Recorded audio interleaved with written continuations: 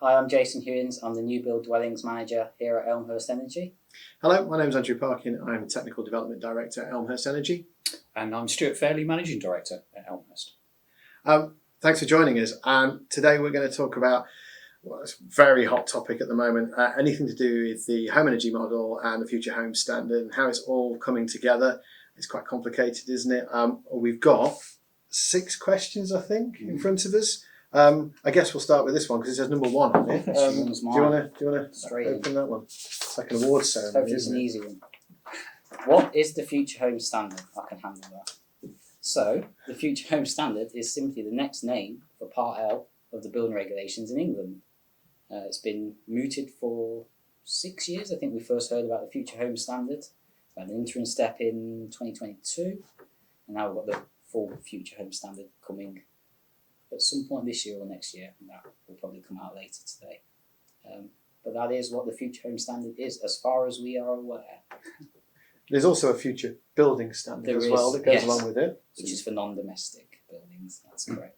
Okay. I think the only thing I'd add to that is it was the reincarnation of what started a journey to zero carbon homes way back, where certain governments decided to scrap anything that was to do with green. So it's almost like finishing that journey off and with a new name, Future Home Standard. So just reminding some folk that we were on a journey with zero carbon homes and it got suspended for about 10 years later than it may have been. We've got there eventually, and obviously this is the final piece that the government are hoping to build or to deliver to people in England anyway, zero carbon homes. Isn't it? But it's still under consultation, isn't it? We've not had the conclusion to that. No. Where are we with that, and what are the options on the table? Two or three consultations in the last 5 years. The most recent one was winter 2023 into 2024, and there were 3 consultations actually. There was the Future Home Standard, the Home Energy Model, and the Home Energy Model Future Home Standard Wrapper. None of those have had responses published yet. Maybe it'll come up in the questions. Well, let's see, shall we? I don't know the questions though. We've got one that says number 2 on it. I'm going to do this one then because it's in front of me. Hold it up to camera. Yeah, number 2. What does it say? Oh, when is it due to come into force? There we go. Well, I mean, I think we've already half answered that question. When is it coming into force? Do you want me to take that one? Go for it. Okay. We don't know is the short answer. What the government have recently said is it will be published in autumn 2025. Then there were 2 periods in the consultation that we call implementation period. So how long from date of publication to date actually commences in regulations? Either 6 months or 12 months. And as we said, we haven't had the consultation responses, so we don't know the answer to that. There seems to be a working understanding that it will be the 12-month period. So if it's published autumn 2025, it will come into force in autumn 2026. But it remains to be seen what the official rule on that will be. That's the detail that will come out. The devil in the detail. Yeah. I think it's worth us saying because it does get quite complicated. Jason's eloquently said maybe autumn 2026 when it comes in.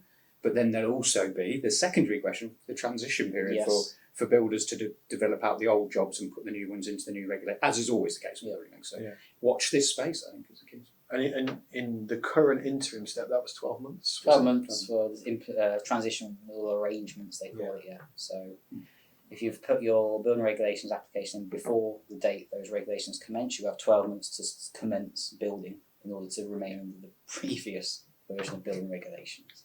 Okay. And that's on a plot-by-plot basis. And I've seen a timeline around it as well, the sort of the predicted timeline, which takes us through to the end of the decade when they believe that all properties that are going to dwellings that are built will be built to the future home standard. That's the desire, isn't it? And I've already read some things confirmed in the press now that solar panels are going to be part and parcel of this. Is that right? Is that confirmed? Again, devil will be in the detail of the consultation responses. We believe there will be a functional requirement within building regulations to mandate solar panels on new homes.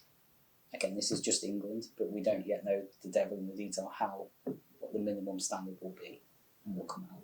Okay. I hope it doesn't come up, but just for those listeners that aren't listening in England, Wales, Scotland, Northern Ireland are watching this space, and I'm sure that they'll be putting stuff out. They're all on a journey. They're all on a journey. Shall I do number 3? God, yes. This is exciting. Oh God! Right. Which energy calculation methodology will be used for future home standard? Wow. Okay. Shall I kick off on that one, or That was my question. do you want to go? You go ahead and answer it. So this came as a bit of a surprise actually to us at Elmhurst. It was chosen to have two methodologies to show or demonstrate how you comply to the Future Home Standard. And a HEM, or Home Energy Model, that's the acronym, it has been muted and consulted on, and there's a working version, etc. That was the sort of shiny new calculation, physics, maths. It demonstrates a half-hourly calculation. So everyone's been talking about HEM for an awful long time. And we now have sort of confidence, well, the government have announced that we'll also have an extension of SAP. So we're calling it very eloquent, SAP 10.3. Snappy, clever name. We like snappy names in our industry, don't we? So SAP 10.3 is a way to demonstrate compliance, because a new notional house will go into that will deliver a low carbon home. So by nature, you're just moving the goal. So if the interim, as Jason said, sets a bar so high, this new notional will set it lower in terms of carbon emissions, and that's the new standard. But it'll be using SAP to demonstrate compliance to the Future Home Standard at the same time of developing the new HEM and all the interfaces and the rules and the governance piece around that as well. So eventually, the government are basically saying there'll be two methodologies that the builders and energy assessors can use to demonstrate compliance. We've never had that before, though, have we? Not in our world. I was quoted not that long ago. Somebody actually did point out that at some point way back there was an non-domestic model where you could use SBEM, and then you also use dynamic simulation. So there kind of was a period where that existed, but I've never heard of it in the domestic sense of having two methodologies. But it is what it is, and that's an interesting time ahead. Interesting. And eventually HEM will come in, and 10.3 will be phased out. Yes. That's when there's confidence that we're in that position to do so. Yeah. Should we have the next question? Should we go for 4? Number 4, yeah. What can we expect from SAP 10.3? Again, devil will be in the detail. We don't 100% know the answer to this yet, but what we believe, and we're fairly confident with this, is that Stuart's just alluded to one of them. It will be a new notional dwelling, which will set the compliance standards for Future Homes Standard. So we expect that to be a heat pump rather than a boiler, for example, in the notional dwelling. There'll probably be an amount of PV in that notional dwelling, but we don't know how much. Again, we need to wait for the consultation responses. So that'll be one change. There'll be new carbon and primary energy factors for each fuel type. We expect electricity to reduce its carbon factor as the grid is decarbonising. And that will be the same, that will also be used in HEM as well, by the way. So the same carbon and primary energy factors are in both methodologies. And of course, there'll need to be a new BREL report. So when we issue our reports for building control bodies, it needs to clearly say which version of building regulations and which version of SAP has actually been used to produce the thing. So they're the 3 changes that we're pretty certain will happen. There could be a curveball. Don't fully know yet. The government may choose to throw something else in. But our understanding is going to be those 3 points as a minimum. I suppose to an extent, it's better the devil you know, isn't it, really, with SAP?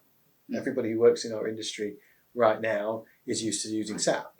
SAP 10.3 is a tweak and a move in on that methodology. HEM is similar but different, isn't it? It's a different world, isn't it? SAP 10's been around for more than 3 years technically, but it's been in force for 3 years. We've had, and that was an evolution of SAP 2012, which was an evolution of SAP 2009. They've all been evolutions. We've had conventions running alongside those evolutions for coming up to 20 years. When HEM comes in, all that sort of needs to be re-established and done for it to work. So there is still work to do. SAP 10, like you say, is an established methodology. Assessors are now used to it. It's taken established software platforms, which are already there and working. HEM is a bit of an unknown still. Okay. I was just going to answer it slightly differently, because obviously you're trying to explain the difference. SAP 10.3. I think the key thing is it gives consistency and something that actually is genuinely built on logic, and it's got history. For right or wrong, people will say that SAP isn't as accurate as HEM, etc., and half hourly, as I'll go back to, rather than monthly calculations. But to my mind, that's physics and maths, and the calculation can be whatever it wants to be and get it better in both models, quite frankly. But the consistency, that's what people want to do. They want to design a house, they want to know that it complies, they want to know that I can build that and I can buy that plot of land and I know how much it's going to cost me to develop, and my homeowner is going to end up in an energy efficient home. That's the key.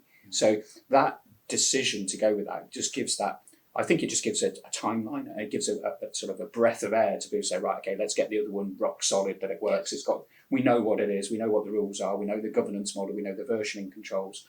And all of that noise and that information still to do, isn't it, Jason? And we're working as hard as everybody else on this with government. We'll get there, but obviously there are questions that are unknown on the other model yet. But as I said, I'm very supportive of both, and I think it just keeps consistency that people can deliver a more energy efficient home. And that's the key. Don't lose sight of that. I think is the key for the gets us onto future home standard quicker, really. Yeah. It's a stepping stone, isn't it? And it's I suppose there's a safety there. You talk about, making it as easy as possible to move in the right direction. Yeah. I think HEM is super exciting. We've been talking about it for a long time. We've been preparing for it for a long time. Yeah. From a software point of view, from training and understanding, there's a lot of things left to do. But we've been calling for investment for years in this methodology, and it's coming. So it's really exciting times. Yeah. I think let's see what question 5 has to. Hopefully, you haven't answered it. Well, maybe we have. Who knows? Let's have a look. I can't read backwards through a piece of paper, so I'm going to have to read it first and then turn it around. When will HEM be ready for industry? Well, there we go. We've covered some of that, haven't we? Really. There's quite a bit to do for it to be ready. We've got the HEM model. We've got I suppose the engine, haven't we, written in Python. People can start playing around with that. There's been a BRE iteration that was released initially. There's been a lot of sort of tweaks and changes as time has gone on.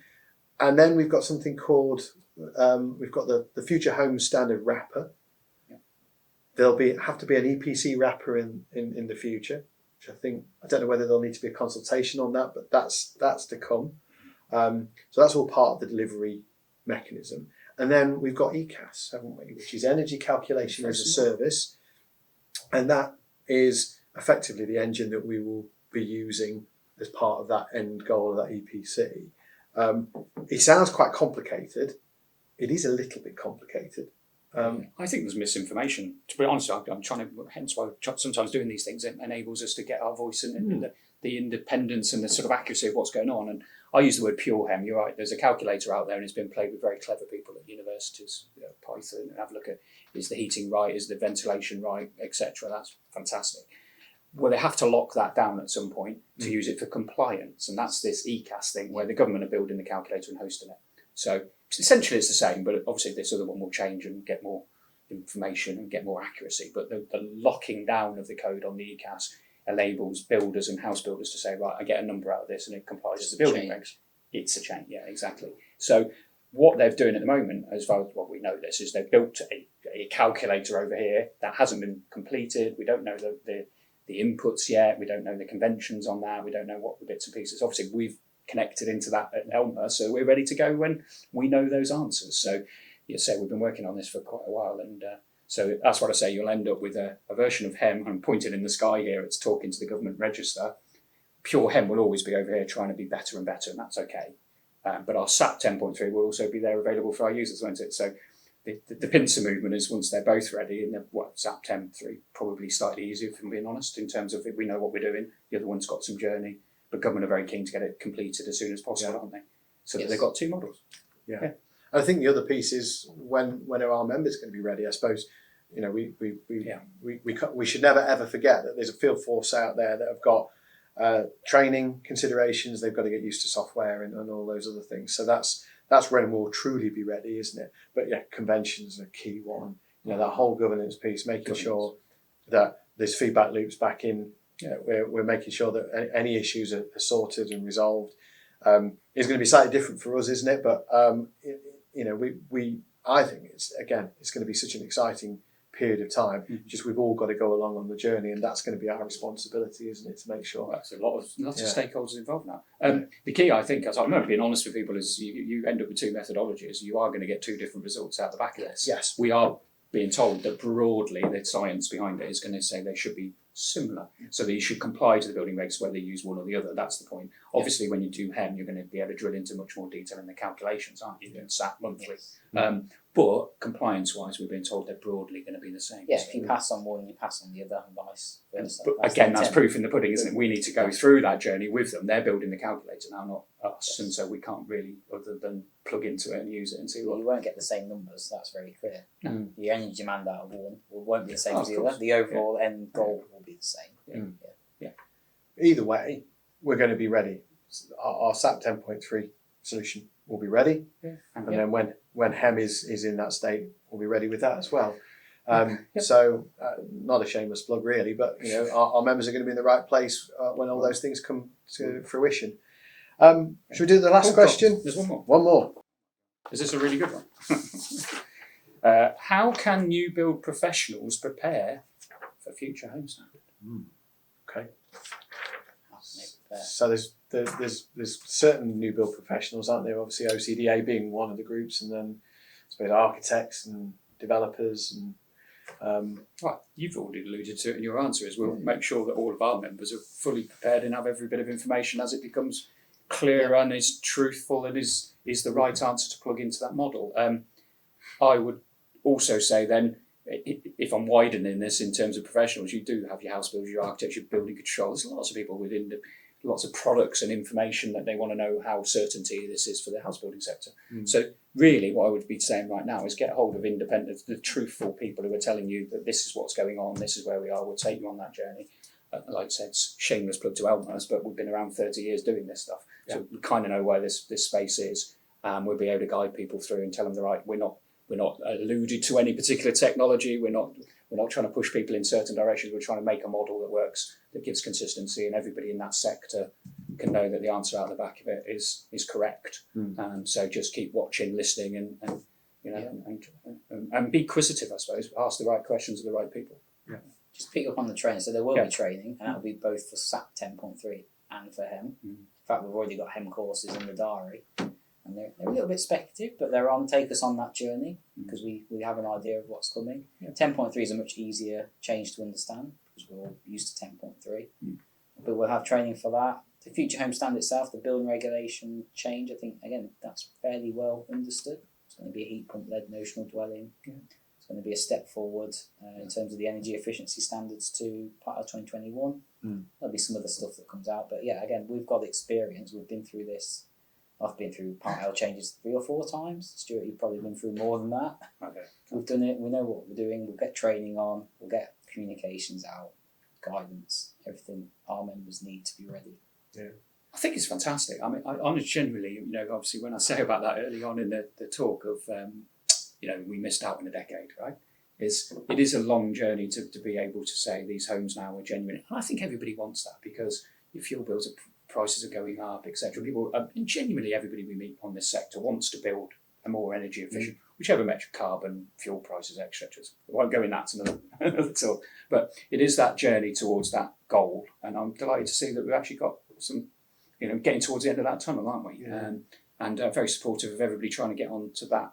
But again, I think the key is about competence, and it's about making sure that the person who does that calculation has all of the ability to do it correctly. And we don't keep going back and say, that's not right, that's wrong. And because that's where the whole industry gets brought into disrepute when I'm not sure. So the key is about competence. And that's what our job is, to make sure that people using those tools are competent. Yes. And we can only deliver that when we know what those rules are, right? So as soon as we hear it, we'll be on it. Yeah, absolutely. But that's the key, isn't it? We give our members all the tools and the guidance and the training that's possible so that they can then arm their clients with the right information so they can make good decisions when they're designing and building. And it has been since SAP has been in place, and we push that forward with future homes. And I guess in terms of the wider industry as well, we do contribute to other conferences, exhibitions. We speak to LABC, NHBC, CADE, loads of different organisations. Lots of people. Supporting our members, explaining to those audiences what this actually means, so they understand it as well. So it's not just our direct members.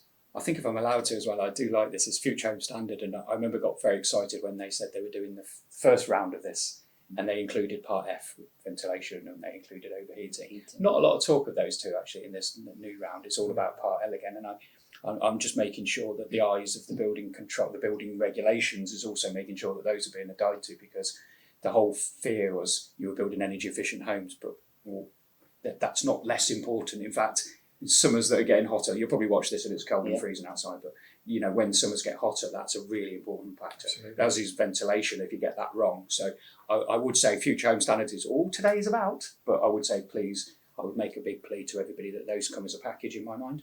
And it's really important that competent things are done with those as well. But otherwise, those unintended consequences won't go away. Yeah, and then I suppose from a consumer point of view, I mean, most customers don't really understand the building regulations or the consequences of those building regulations.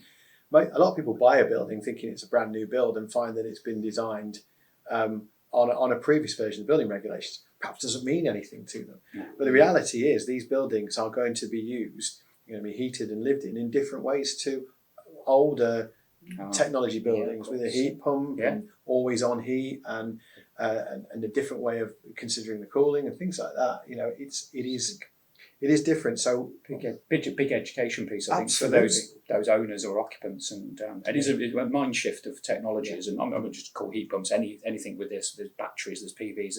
It's fantastic, and there's really good things that are going to work, but they only work on a piece of paper. They have to be used by an individual, and that person needs to know what they're doing, and also maintained. And I won't bang on about that. I've been to many chats, and it's kind of going, that's okay when it's first lived in, but you've got to make sure that they're also maintained in the future, because otherwise they won't be as efficient. But that's no different to the current technology. But no, indeed. But again, we get more and more inquiries every day from consumers. The questions about energy efficiency, buildings, what should they be installing, even though that's not necessarily our direct remit. We're starting to find that more often, and I know our members are getting those sorts of inquiries as well. So this will all bleed through, and you know, and again, it's a very good thing because it raises the profile of energy efficiency and having net zero and low bills and things like that. So again, it's all good news, isn't it?